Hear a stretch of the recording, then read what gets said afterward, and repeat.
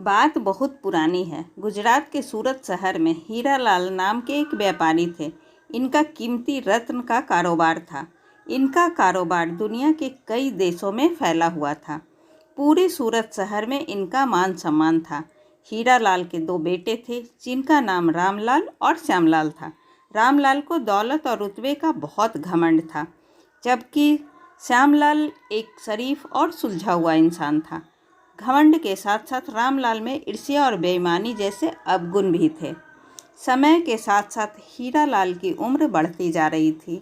ऐसे में उनके दोनों बेटों ने कारोबार में पिता का अधिक से अधिक हाथ बटाना शुरू कर दिया था।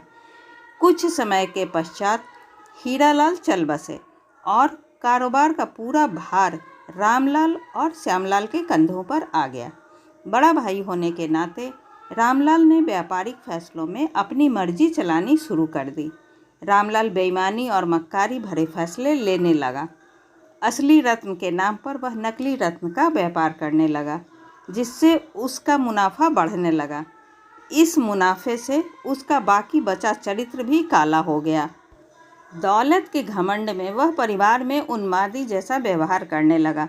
दूसरी तरफ शरीफ और सुलझे हुए श्यामलाल को शुरू में रामलाल की बेईमानी का इल्म तो नहीं हुआ, परंतु जब उसने उसके व्यवहार में परिवर्तन देखा तो पूरे माजरे को समझने में उसे ज़्यादा देर नहीं लगी। रामलाल की करतूतों से श्यामलाल को बड़ा दुख हुआ। उसने रामलाल को समझाने और सही रास्ते पर लाने की कोशिश भी की, परंतु वह नाकाम रहा। उल्टे रामलाल श्यामलाल से खफा हो गया और व्यापार में बंटवारे का बहाना ढूंढने लगा। बंटवारे में भी उसने बेईमानी की साजिश रची, घर में कलह का माहौल पैदा किया।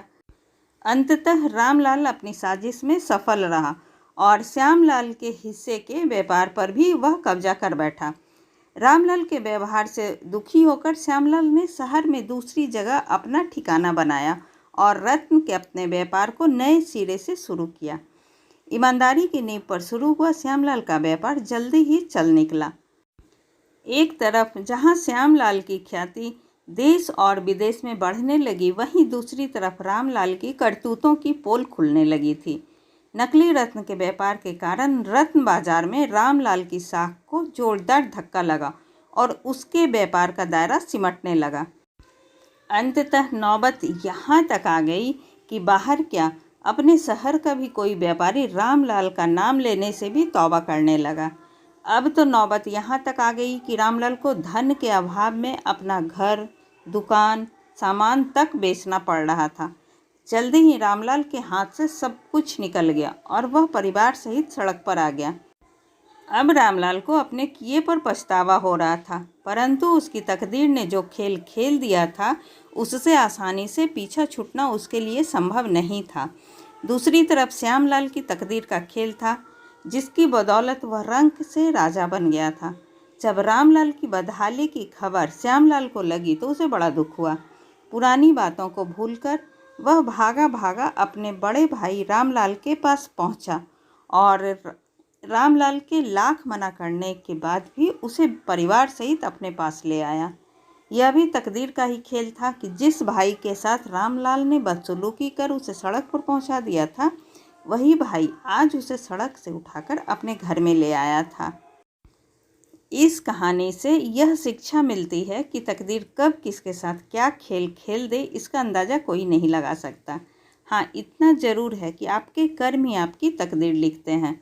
जिस तरह रामलाल और श्यामलाल के कर्मों के आधार पर तकदीर ने उसके साथ खेल खेला था, इसलिए अच्छे कर्म करते रहना चाहिए। क्या पता कल तकदीर आपके साथ क्या खेल खेल जाए। इसलिए कहते हैं तकदीर का खेल निराला है। ऐसी ही अच्छी और ज्ञानवर्धक कहानी सुनने के लिए प्लीज़ आप मेरे चैनल को सब्सक्राइब ज़रूर करें। तब तक के लिए बाय बाय।